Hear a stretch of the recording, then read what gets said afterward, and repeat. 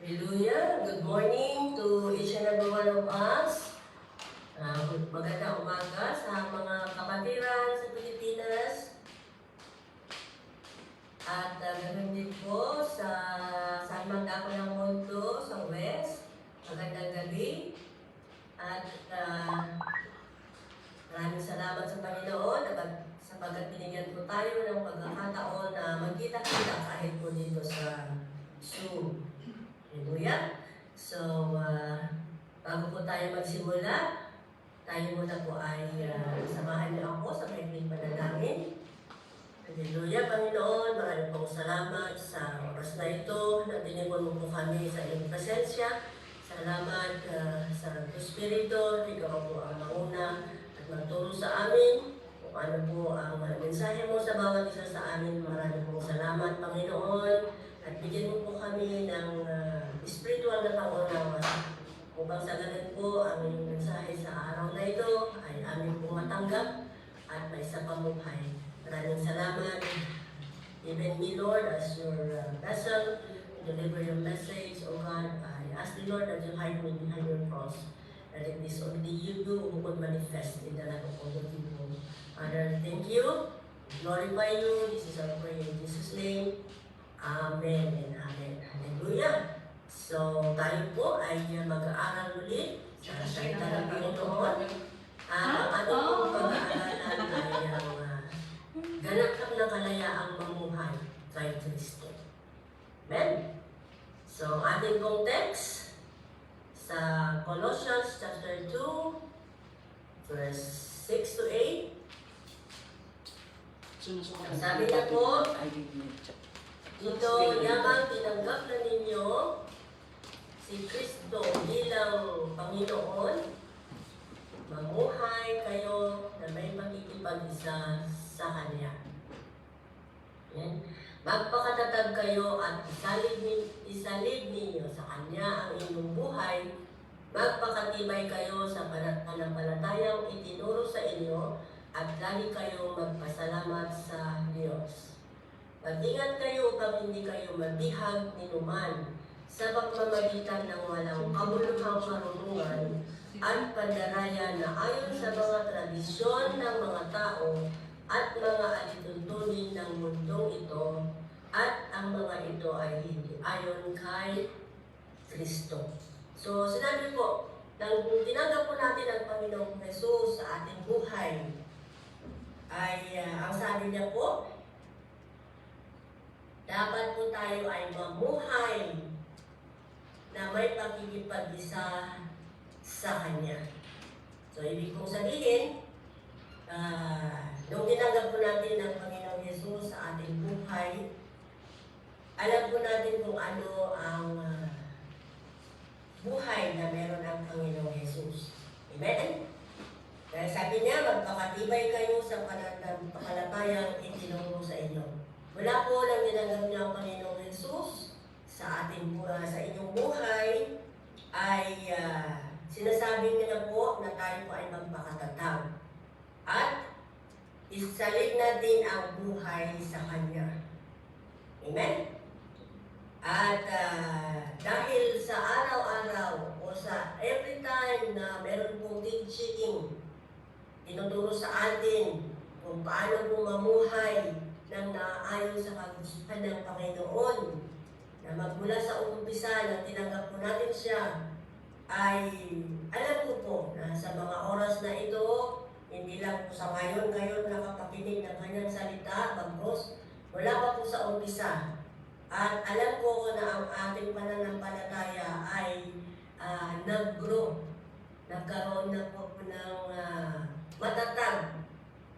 Kung hindi man sa iba, ang mga hindi pa tumanggap kay Kristo, ay magpasalamat na kapatid, sapagkat ngayon ay tinuturuan po tayo ng Panginoon na magkaroon ng pananampalataya sa Kanya. At sinabi niya po dito na magpakatibay po tayo sa mga pananampalataya na ipinagkaloob po sa atin. At lagi po tayo magpasalamat sa Diyos. Amen? Sapagkat alam po natin na nasa presensya tayo ng Panginoon, tayo po ay magtiwala dahil hindi niya po tayo pababayaan. Dahil ibibigay niya po ang lahat ng ating kahilingan. Amen? Bakit po tayo sinasabi na mag-ingat na hindi tayo magbihag ni man? Nang tinanggap po natin ang Panginoong Jesus sa ating buhay, nagkaroon po tayo ng protection sa Kanya. Amen? At ngayong nakapakinig po tayo, natatiman tayo ng mga salita ng Panginoon, ay marahil nagkaroon na po tayo ng pangunawa sa mga nakaugalian po natin na mga tradisyon, ng mga hindi na dapat nakaaya-aya sa harapan ng Panginoon. Nabuksan na po ang ating isipan, ang ating mga puso, na ang mga iyon ay dito lang po sa mundo. Amen? Kaya po pinag-iingat po tayo na mag-ingat kayo upang hindi kayo mabihag ni naman sa pamamagitan ng walang kabuluhang karunungan. Okay? At pandaraya ka na ayon sa mga tradisyon. Okay? Marami pong mga katuruan na atin pong nakamulatan.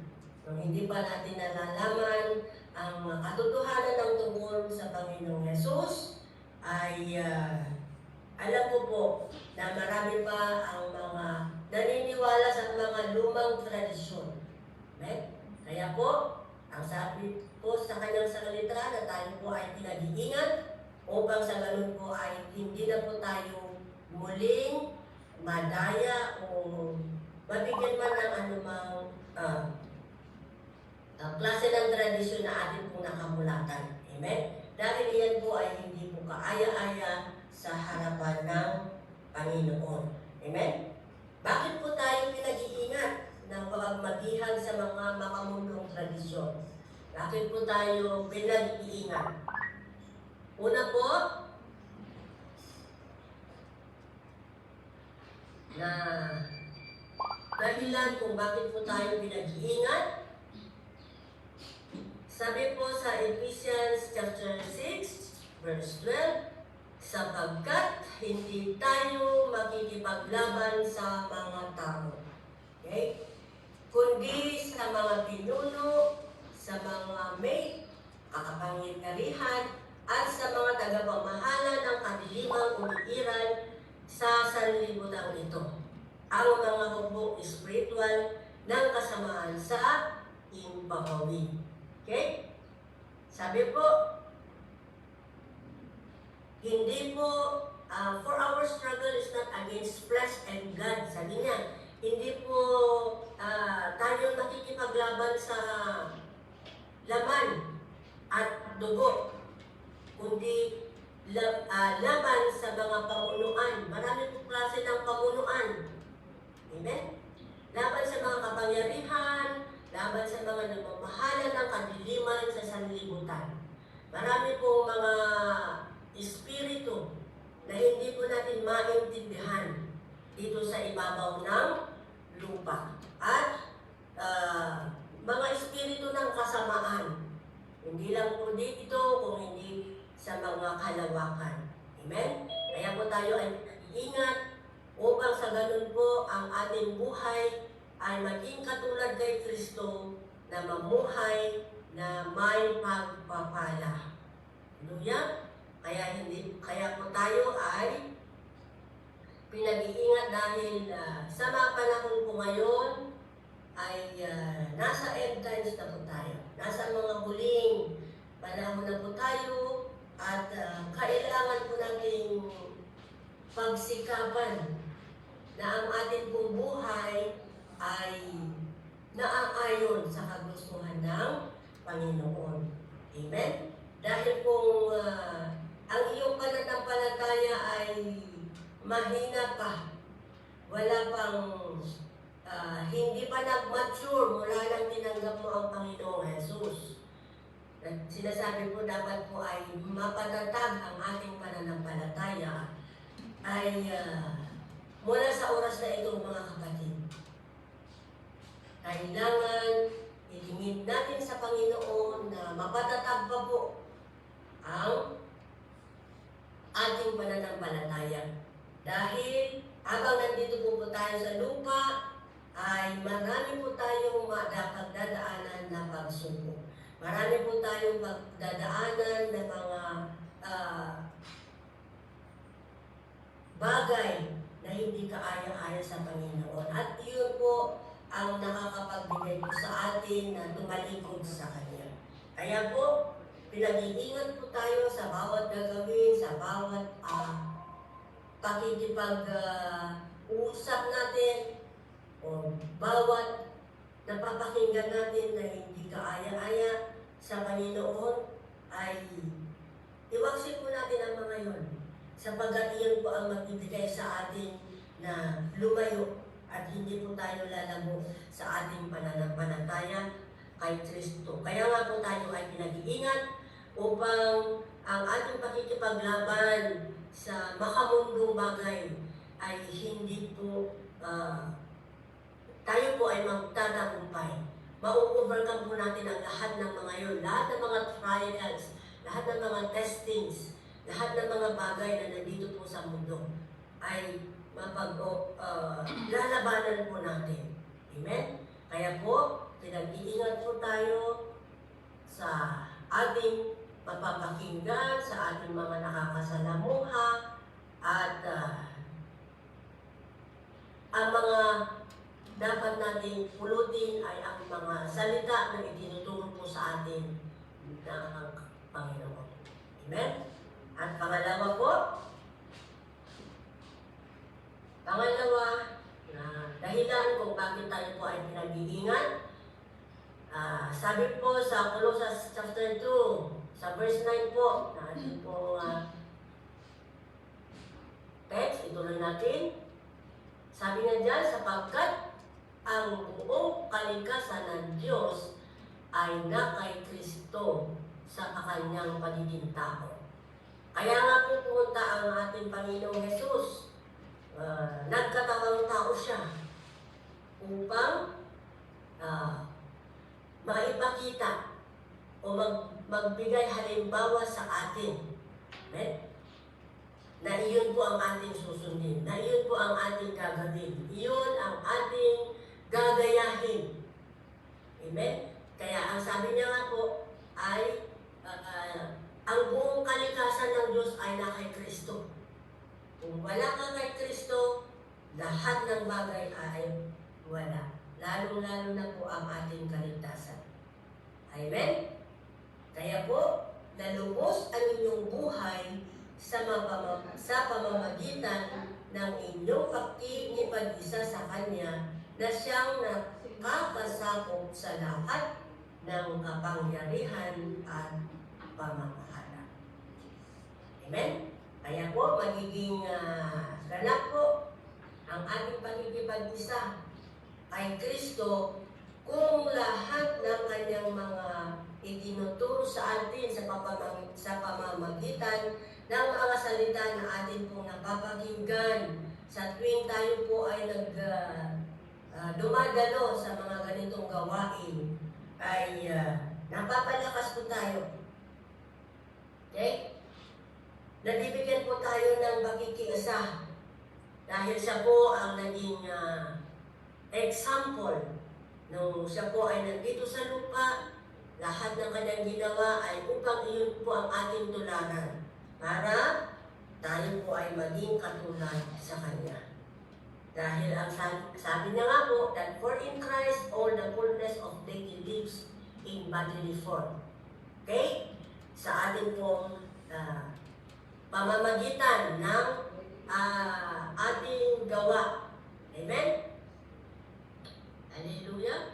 Kaya po, ang mga tradisyon, marami po tayong mga kasabihan na iyon pa po ang ating mga pinaniniwalaan hanggang ngayon. Alam ko po na hindi po lahat tayo ay pare-pareho ng paniniwala. Ngunit, nang tayo po ay tumanggap kay Kristo, binigyan po tayo ng pagkakataon na makipag-isa sa Kanya. Amen? At mula po noong tayo ay tumanggap sa Kanya, alam po natin na bawat panahon na ginugol po natin sa pakikinig, pag-aaral ng Kanyang salita, ay napapatibay po ang ating pananampalataya at hindi na po dapat tayo ma-deceive. Hindi na po dapat tayo malinlang sa mga ibang katuruan na nagsasabing ako ay si ganito o dapat ito ang iyong paniwalaan. Sapagkat ang katuruan ng mundo ay hindi po kaaya-aya sa harapan ng Panginoon. Amen? Kaya mag-iingat po tayo mga kapatid. Ngayon po, tayo po ay natamnan ng salita ng Panginoon, ay alam po natin kung ang ating pinaniniwalaan ay tama o hindi. Amen? At iyon po ay makikita kahit po sa ating pananalita, sa ating pong mga kilos, sa ating pong mga reaction, ay makikita po sa ating pagkatao kung tunay nga po na tayo ay ganap ng nakalaya at mamuhay kay Kristo. Amen? Pero kung hindi pa po natin nagagawa o napapalaya ang ating buhay sa mga makamundong gawa, hindi pa po natin masasabi na tayo po ay tunay na namumuhay kay Kristo. Dahil po sa ating pong sarili, sa ating buhay, makikita po kung tayo ay ganap ng nakalaya sa makamundong tradisyon. Amen? Paano po? Hallelujah! At yung atin po pag-iingat na sinasabi po ng kanyang salita po sa mga makamundong tradisyon, marami tayong mga pamahiin. Ano po ang sinasabi po sa amin, sa atin ng Panginoon upang tayo po ay hindi po maging katulad ng mga gawain dito sa mundo, ay sinasabi po sa John chapter 15 verse 4,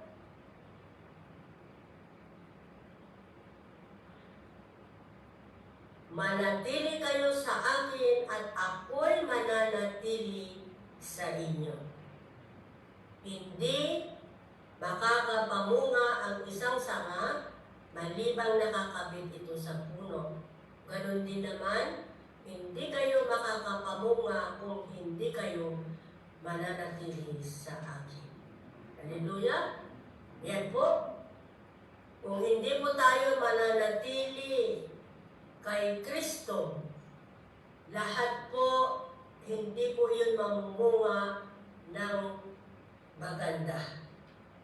Kung wala po tayo sa presensya ng Panginoon, kung wala po ang Panginoon sa ating buhay, hindi po tayo mababago. Hindi po tayo magkakaroon ng magandang pananaw sa buhay kung wala po tayo kay Kristo. Kagaya po sa isang sanga, pag naputol na po ang isang sanga, ano na po ang gagawin? Mamamatay na po. Mawawala na at magiging isang panggato. Okay? Kung tayo po ay mananatili kay Kristo, ang sabi niya po dyan, tayo po ay mamumunga. Mamumunga ng magandang bagay, mamumunga ng mabubuti, mababago tayo, matatransform tayo. Dahil nanatili po tayo sa presensya ng Panginoon. Pero kung hindi po tayo mananatili kay Kristo, ang sabi po ay hindi po tayo makakapamunga. So, ibig sabihin, hindi po tayo mababago, hindi po tayo matatransform, hindi po tayo ah, magiging kagaya niya. Dahil po, nananatili po ang makamundong tradisyon pa rin tayo. Amen? Kaya nga po, sinasabi po ng salita ng Panginoon na tayo po ay manatili sa Kanya. Upang sa ganun po, ang lahat po ng mga salita, ang mga katuruan, salita ng Panginoon na atin pong napapakinggan, yan po ay siyang magpapabago ng ating pananaw, ng ating mga klase ng buhay na meron po tayo. Dahil, nung tumanggap po tayo sa Panginoong Jesus, nangako po tayo na tatalikuran natin ang mga hindi magagandang bagay na narito po sa mundo. Na hindi po natin susundin kung ano man po ang mga kagustuhan ng ating laman, bagkus po ay nanaisin po natin na makapiling ang ating mahal na Panginoong Jesus. Hallelujah! Kaya po, manatili po tayo sa presensya ng Panginoon at hilingin natin na lahat po ng bagay na hindi kaaya-aya na sa ating buhay ay baguhin ng lubusan ng ating Panginoon upang sa ganun po ay tayo po ay mamuhay ng naaayon sa Kanya. At iyon po ay magiging ganap po na kalayaan ang ibibigay na po sa ating buhay. Amen? Kaya po, napaka-buti po ng Panginoon sapagkat binigyan po tayo ng pagkakataon na makapag-aral, makapagkinig, na kahit man po kayo po ay nasa loob ng pilitan ay nabigyan tayo ng pagkakataon upang makilala natin ang Panginoong Jesus sa ating buhay upang maituwid po ang mga dapat na ituwid sa ating buhay. Amen? At kung tayo po ay totoong nakikinig sa salita ng Panginoon, imbes po na nakikinig po tayo, imbes na nakikichismis ka sa katabi mo, kapatid, may naintindihan pa kaya tayo sa salita ng Panginoon? Amen. Hallelujah. Alam ko, yung iba dyan, hindi kayo naniniwala. But I tell you, hanggat hindi nyo binabago ang takbo ng iyong isipan, hindi ka palalayain ng Panginoon, kapatid. Dahil oras ng pakikinig, bigyan po natin ng respeto ang salita ng Panginoon na ating nakapakinggan. Dahil sa every time na nadibigyan po tayo ng pagkakataon na makinig sa salita ng Panginoon, wag po tayo mag-chismis, wag mo kausapin, dahil hindi pumapasok sa isipan mo ang salita ng Panginoon na iyong napapakinggan kung ang katabi mo ang kausap. Amen? Kaya po, pinag-iingat po tayo ng Panginoon na wag po tayong mabihag sa mga makamundong tradisyon, sa mga makamundong bagay, dahil hindi ka po ganap na makakalaya at mamuhay kay Kristo. Lahat ng ginagawa po natin ay dumadaan lang sa ating tenga at lalabas sa kabila. Na hindi po natin isinasa puso kung ano po ang ating napapakinggan. Amen? Kaya kapatid, kayo mga kapatid na nasa loob ng pilitan, magpasalamat po tayo. Dahil binigyan po tayo ng pagkakataon na mapakinggan ang salita ng Panginoon upang mabago, matransform po tayo at maging kagaya kay Kristo upang tayo po ay ganap na mamuhay ng malaya. At nanaisin natin na makasama po ang Panginoon. Magpasalamat po tayo na na tayo po ay binigyan ng pagkakataon na mapakinggan ang kanyang salita upang mabago po tayo. Na anuman po yung mga pinagdaanan natin, yung kung bakit po tayo napapunta sa loob ng piitan, ay mababago po lahat. Kung tunay nga po na tayo ay mananampalataya kay Kristo at tayo po ay totoong pinagtibay sa mga itinuturo po sa atin, kung totoo nga po ba na nabago po ang ating pananaw, mabago ang ating isipan tungkol po sa na ituturo po sa atin na every time that we are gathering together sa ganitong gawain. I know na hindi lang po ngayon kayo nakapakinig, but rather marami na pong pagkakataon. And I pray na sa mga pagkakataon po na iyon, marami na po tayong natutunan, napagtibay na po ang ating pananampalataya kay Kristo. Kaya alam po na bawat isa po sa atin ay mababago, matatransform at umaasa na tunay na kalayaan, hindi lang po sa pagkabilanggo, kundi kalayaan sa lahat po ng mga aspeto ng ating buhay. At tayo po ay ganap na makalaya, na mamuhay ng kagaya kay Kristo. Amin po? At ito po ang naibabahagi ko po sa araw na ito. At nawa, ang salita ng Panginoon po na ating pong pinag-aralan ay meron po tayong naintindihan, meron po tayong natanggap na dapat gawin. Amen? Hallelujah! Tayo po ay manalangin. Hallelujah, Panginoon. Maraming pong salamat sa oras na ito na binigay mo po sa amin.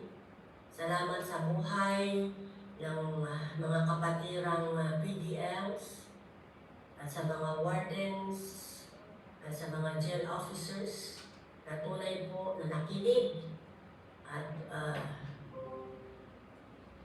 nagbigay ng oras upang makinig po sa iyong salita sa oras na ito. Maraming pong salamat sa kanilang pagbubuhay. Dalangin ko po o Diyos na sa bawat oras, sa bawat panahon, sa bawat araw po, na sila po ay makapakinig ng iyong mga salita.